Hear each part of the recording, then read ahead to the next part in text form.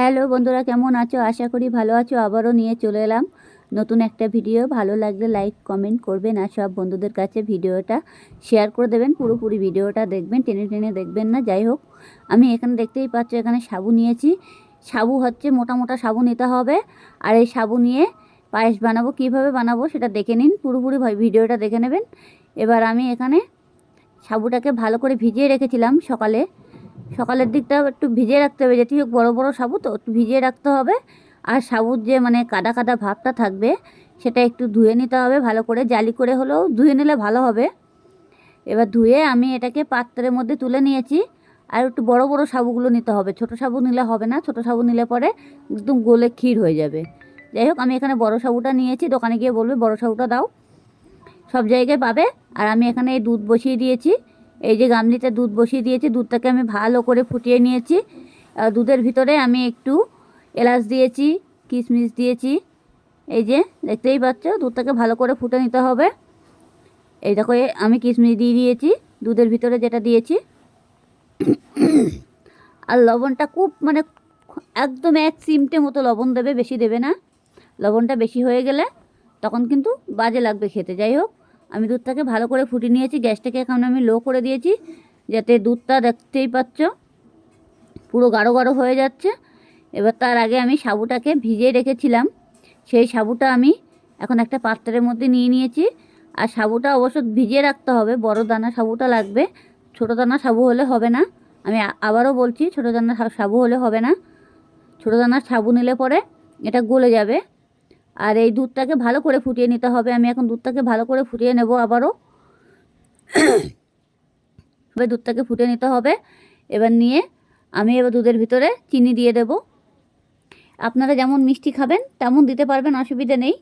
মিষ্টিটা বুঝে দেবেন, আপনারা যেমন মিষ্টি খাবেন আর কি। আমরা অবশ্য বেশি একটু মিষ্টি খেতে পছন্দ করি, যার জন্য আমরা চিনিটা বেশি দিয়েছি। আমাদের বাড়িতে সবাই চিনি একটু মিষ্টিটা বেশি পছন্দ করে। আর পায়েসটা এমনি মিষ্টির জন্যই খাওয়া হয় না, সাবুর পায়েস বলে কথা। আর সাবু সবসময় সপ্তাহে একবার খাওয়া খুবই উপকারী। আর সত্যি কথা বলতে আমি বেশি টাইম দিতে পারি না ঘরে, যার জন্য আমি বেশি কিছু নতুন নতুন জিনিস দেখাতে পারি না। যাই হোক, আমি এখন সাবুর পায়েসটা কিভাবে করছি একটু ভালোভাবে মন দিয়ে দেখুন, তাহলে বুঝতে পারবে।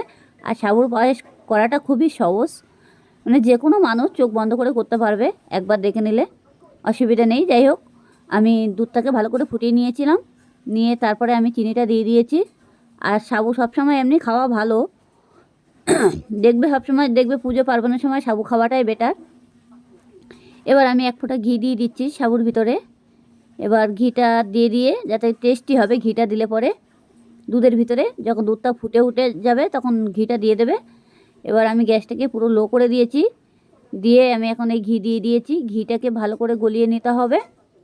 আমি এখন হাতা দিয়ে একটু গালিয়ে দেব ভালো করে, যাতে ঘিটা পুরো গলে যাবে। দেখতেই পাচ্ছি এমনি ঘি গলে গেছে, গরমের ভিতরে ঘি দিলে পরে গলে যায়। ঘিটা অনেকটা গলে গেছে, আমি ফ্রিজে রেখেছিলাম তো ঘিটা, যার জন্য ঘিটা জমে গেছে। এবার আমি ঘিটাকে ভালো করে গালিয়ে নিয়েছি। অলরেডি ঘিটা দেখতেই পাচ্ছ অনেকটা গলে গলে গেছে, আর অল্প একটু দলা দলা ভাব আছে, ওটা অসুবিধা হবে না। এই যে ঘিটা পুরো গলে গেছে, দেখতেই পাচ্ছ। এবার চিনিটা দিয়ে ভালো করে আবারও নাড়াচাড়া দিতে হবে। আমি তো চিনি দিয়েই দিয়েছি। এবার দিয়ে এটাকে দুধটাকে ভালো করে আবারও ফুটিয়ে নিতে হবে। না ফুটা পর্যন্ত আমি সাবুটা দিচ্ছি না। যাই হোক, আর অবশ্য বড় দানা সাবু নিয়ে আসতে হবে, কিন্তু বারবার বলছি বড় দানা সাবু না হলে কিন্তু পায়েস খেতে পারবে না। আর এটা একদম এত সুন্দর তৈরি হবে, পুরো রসমালাই পুরো ফেল, এত সুন্দর খেতে। ঘরে বসে এই রেসিপিটা একবার করে দেখুন, তাহলে বুঝতেই পারবে এত টেস্টি খাবার। যাই হোক, এখন এটাকে আমার ভালো করে ফুটিয়ে নিতে হবে। দুধটা চিনি দিয়েছি বলে তার জন্য দুধটা এখনও ফুটিনি। দেখছিলাম দুধটা কিন্তু ফুটছিল, কিন্তু এখন দুধটা চিনি দেওয়ার পরে একটু দুধটা না ফুটা পর্যন্ত সাবুটা দেওয়া যাবে না। এবার হালকা হালকা ফুটে উঠছে দুধটাকে, দেখতেই পাচ্ছ। এবার যে আমি সাবুটা রেখে দিয়েছিলাম সেই সাবুটা আমি নিয়ে দেবো, এখন দিচ্ছি না, যেটি হোক কিছুক্ষণ পরে দেবো সাবুটা। আমি কিছুক্ষণ পরে দিতে হবে। এই দেখো, এক চিমটে পরিমাণে লবণ দিতে হবে, কোনো রকম আর্লি ভাবটা যাতে না থাকে, সেই কারণে। আমার দুধটা কিন্তু ভালোভাবে ফুটে গেছে, আমি আবারও নাড়াচাড়া দিতে হবে। দুধটা একটু ফুটতে টাইম লাগবে, কিন্তু দুধের মধ্যে কোনোভাবে জল দেবে না, তা যেটুকুনি নেবে সেইটুকুনি দিয়েই করবে, কিন্তু জল দিলে কিন্তু কোনো টেস্টি থাকবে না, জল দেওয়ার কোনো দরকার নেই, এমনি প্যাকেট দুধ। যাই হোক, আমি এখন এবার সাবুটা নিয়ে নিচ্ছি। আর সাবুগুলো একদম পুরো ঝুড়ো ঝুড়ো হতে হবে, যে সকালে ভিজিয়ে রাখছিলাম এরকম, দেখেছো একদম পুরো ঝুড়ো ঝুড়ো হয়ে গেছে সাবুগুলো, আর বড় বড় সাবু। এবার সাবুগুলো আমি ভিজিয়ে রেখেছিলাম, সেই সাবুগুলো এখন আমি দিয়ে দিচ্ছি। সাবুগুলো পুরোটাই দিয়ে দেবো। এবার দিয়ে সাবুগুলো দিয়ে এখন আমি ভালো করে এটা নাড়াচাড়া দেবো, একটু নেড়ে দিতে হবে, তাহলে দলা ভাবটা লাগবে না।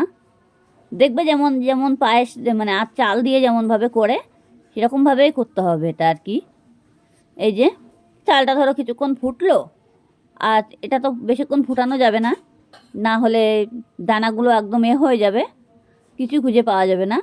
একটু দানা দানা ভাব থাকবে, মানে হালকা, পুরো দানা থাকলে হবে না, তাহলে চাল পটাশ পটাশ করবে, সেরকমভাবে করবে না, পটাশ পটাশ না করে সেরকমভাবে করবে না, সেভাবেই রাখবে।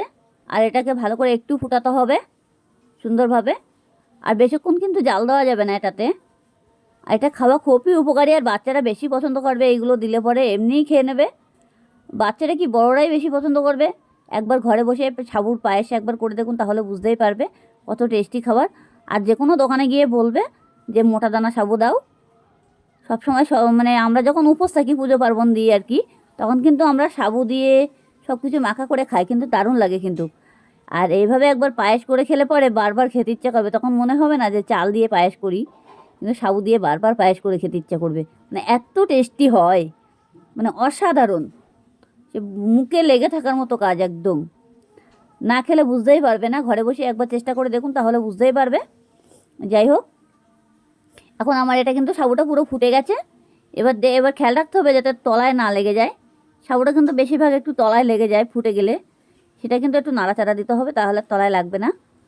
আর মানে আমাদের মানে একটু সবসময়ের জন্য মানে চেষ্টা করছিলাম যে অনেক দিন ধরে যে সাবুর পায়েসটা করব, তা সেটা টাইম পেরে উঠছিলাম না। আমি আজকেও ভাবলাম না, দেখি চেষ্টা করে আজকে হয়, টাইম যদি পেয়েছি যেটি হোক, তার জন্য আমি আজকে এটা করেছি। আর এটা খেতেও খুব অসাধারণ লাগে। এবার আমার সাবুটা কিন্তু পুরোপুরি ফুটে গেছে, দেখতেই পাচ্ছ এই যে। আর একটু গাঢ় গাঢ় হয়ে গেছে, যেটি হোক। আবার বেশি গাঢ় করা যাবে না, গাঢ় করলে আবার মানে ঠান্ডা হয়ে গেলে তখন কিন্তু আবার হয়ে যাবে, তোমার জমে যাবে, ঠান্ডা হয়ে গেলে পুরোপুরি জমে যাবে, তখন মানে তখন ওই খিচুড়ির মতন অবস্থা হয়ে যাবে। যাই হোক, আর এটা জমালে হবে না, বেশি একটু ঝোল থাকতে নামাতে হবে। একটু হালকা ফুটিয়ে নিলাম, কিন্তু দুধটা ফুটতে একটু টাইম লেগেছে, কিন্তু সাবুটা দেওয়ার পরে বেশিক্ষণ মানে রাখা যাবে না, গরম দুধের মধ্যে দিয়েছি তো, এমনিতেই সাবুটা সকাল থেকে ভিজিয়ে রেখেছিলাম, অসুবিধে নেই। এটাকে আমার অলরেডি দেখতেই পাচ্ছ পুরোপুরি হয়েও গেছে। এখন আমি গ্যাসটাকে অফ করে দিলাম। ভালো লাগলে লাইক কমেন্ট করতে ভুলবে না, কেমন?